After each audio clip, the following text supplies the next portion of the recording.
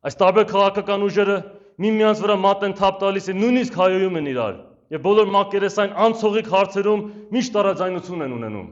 բայց առանցքային ու շատ կարևոր հարցերում կարծես թե միահամուռ կերպով համաձայն են,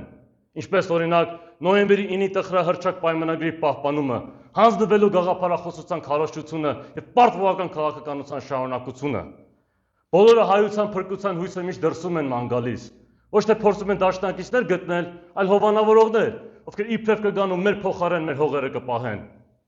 Ոչ մեկը չի փորձում նախ եւ առաջ մեր մեջ մարտական ոգի նորից վերականգնել եւ հայ ազգին կրկին անգամ ուժի գործոն դարձնել, որովհետեւ առանց դրա իրական դաշնակիցներ ձեռք բերելը անհնար կլինի, իսկ իրական դաշնակիցներ փնտրելը մեր թանկագին ժամանակի կորուստ։ Ոչ մի երկիր, որքան էլ հայամետ լինի, որքան էլ նրա շահերը համընկնեն մեր շահերի հետ, մեզ չի օգնի ու չի կարող օգնել, եթե մենք նախ եւ առաջ չեն կարող ինքներս մեզ օգնել։